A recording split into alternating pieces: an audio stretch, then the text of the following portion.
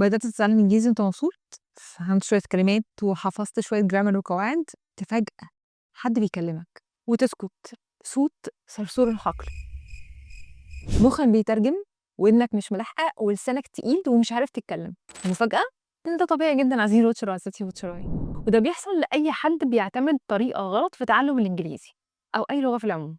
تعالَ بقى في الفيديو ده أعرّفك على الغلطة اللي أنت بتعملها لمّا تلاقي نفسك عايز تتكلم وواقف فجأة وحاسس إن كل مجهودك وكل الحاجات اللي أنت عملتها راحت على الفاضي، وطبعًا بتُقف وما بتكمّلش مذاكرة بعد كده. وقبل ما نبدأ أعززي الواتشر وعزيزتي الواتشراية، لو عايز تتعلم إنجليزي بطريقة فعّالة تخلّيك تتكلم بسرعة في أقل وقت، ما تنساش تعمل follow وsubscribe وتفعل الجرس عشان أول ما أنزّل فيديو ييجي لك على طول. أهلًا بيك عزيزي الواتشر وعزيزتي الواتشراية، أنا فيروز الجندي، درست لأكتر من 90,000 طالب حوالين العالم، وأنا هنا عشان أساعدك تتكلم إنجليزي أحسن وبطلاقة ووقت أقل.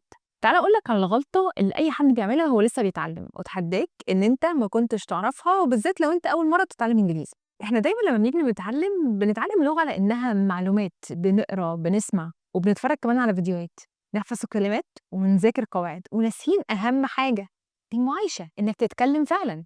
اتعلمنا إن اللغة محتاج إن أنا أقعد أفكّر فيها وأنا باتكلّم، أقول الكلمة دي يا ترى بالpresent simple والّا أرُد بالpresent continuous عشان دي الحاجة اللي أنا هاعملها دلوقتي؟ طَب إمتى أرُد بالpresent perfect؟ طَب هو إيه أساسًا الفرق ما بين الpresent perfect والpast perfect؟ طَب الكلمة دي هاقولها بالإنجليزي إزاي؟ أنا هاعرف كويس أوي أقول الجملة دي بس في كلمة ناقصاني لو عرفتها هابقى بربنت، وأنا جاية أقول لك كفاية، أنت عمرك ما هتتعلّم أي لغة بالطريقة دي، أنت كده بتضاعف مجهودك في حاجة ما لهاش أي لازمة، وبتبذل طاقة كبيرة جدًا. بذل الطاقة ده هيخلّيك إنك أنت تيأس مع فشل المحاولات. عرفت بقى إن الغلطة اللي أنا قُلت لك عليها دي قادرة إن هي توقّعك وتفشّلك كل مرّة؟ طيب يا ترى إيه العمل عزيزي الواتشر وعزيزتي الواتشراية؟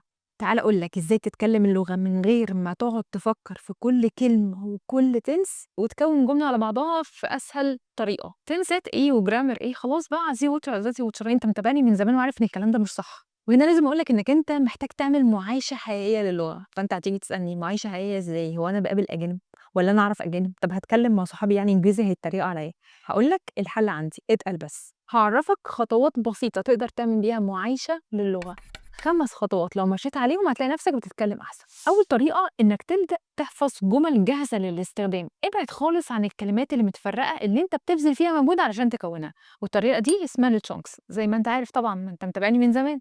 اسمعها كتير، رددها كتير، وخزّنها في ودنك قبل ما تتكلم. طيب إمتى حفظ الجمل حقيقي يكون effective وفعّال؟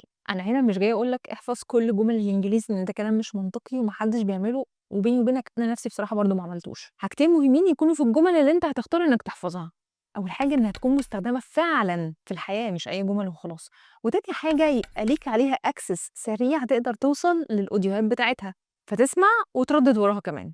وهي دي التركاية الحقيقية، ما تنساش قاعدة باريتو اللي أنا كلمتك عليها قبل كده اللي هي 80 20، 80% نتايج تيجي بس من 20% مجهود. طيب ده معناه إيه بقى في تعلم الإنجليزي؟ خلّيني أرد عليك بأمثلة، هاقول لك إن في آلاف الجمل في الإنجليزي وفي أي لغة تانية طبعًا، بس هل كل الناس بتستخدم كل الجمل دي؟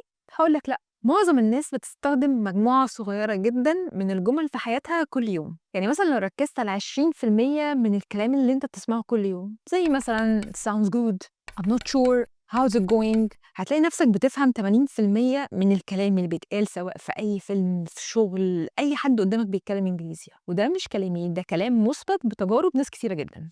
غيّر لغة الموبايل خلّيها إنجليزي، دماغك وعينك هيتعودوا إنك بتشوف الإنجليزي كل يوم، والكلمات اللي بتشوفها كل يوم طبيعي هتحفظها على طول بسهولة. 3 اسمع بودكاست صغنن بالإنجليزي، حتى لو مش هتفهم كل حاجة وده طبيعي إن هو يحصل في البداية، بس إن إحنا نسمع إنجليزي كل يوم ده هيقوي عندنا مهارة الlistening، واحدة واحدة هتبدأ إن أنت تفهم المعاني أكتر وتكتسب مهارات أكتر وأكتر، وبالتالي طبعًا جمل أكتر وأكتر. 4 احكي يومك بصوت عالي بالإنجليزي، وأنت لوحدك في الأوضة كلم نفسك عادي مش عيب.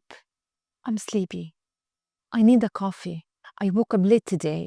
ما حدش بيحكم عليك، ما حدش بيسمعك، ده هيخلّي لسانك يتعوّد على الكلام وبالتالي توصل للطلاقة مرّة مع مرّة، وكمان يكسر عندك حاجز الخوف إن أنت خايف أصلًا تنطق بالإنجليزي. 5 خُد المواقف والأفكار اللي بتعدّي عليك ودوّر عليها بالإنجليزي، أو دوّر إزاي تتكلم عليها بالإنجليزي. لو حصل معاك موقف فكّر واسأل نفسك السؤال ده، لو أنا عايز أحكي عن الموقف ده بالإنجليزي ممكن أقوله إيه؟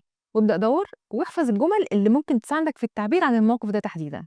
كده هتبقى عملت معايشة حقيقية للغة من مواقف بتحصل في يومك وأفكار بتعدي عليك وكمان حاجات بتسمعها وتشوفها. من الآخر كده أنا جاي أقولك إن اللغة إحنا ما بنتعلمهاش من الورق، اللغة بنتعلمها بالمعايشة، إن إحنا نسمع ونتكلم. لو استفدت من الفيديو ده ما تنساش تعمل لايك وتتابع الفيديوهات اللي أنا بنزلها دايما عشان بديلك أهم الجمل اللي ممكن تستخدمها في المواقف الحياتية اليومية بشكل فعال. ولو محتاج كتاب منظم يساعدك في تجميع كل الجمل دي هتلاقيه هنا في الكتاب ده، كتاب أهم 6000 جملة. هتلاقيه في الكتاب ده كتاب أهم 6000 جملة في الإنجليزي، فيه أكتر من 400 موقف بنعيشهم في حياتنا بشكل يومي، وكل الجمل المكتوبة في الكتاب ال6000 مسجلين بالأمريكان أكسنت. وطبعا غير الجمل الكتير اللي هتلاقيها في الفيديوهات المجانية اللي أنا بنزلها هنا على القناة، اللي بساعدك بيها إنك تتعلم إنجليزي سواء هنا أو على أي منصات تانية. ابدأ بالمتاح عزيزي الواتشر وتطور واحدة واحدة اللي أنت بتعمله، وده في أي حاجة مش بس في الإنجليزي.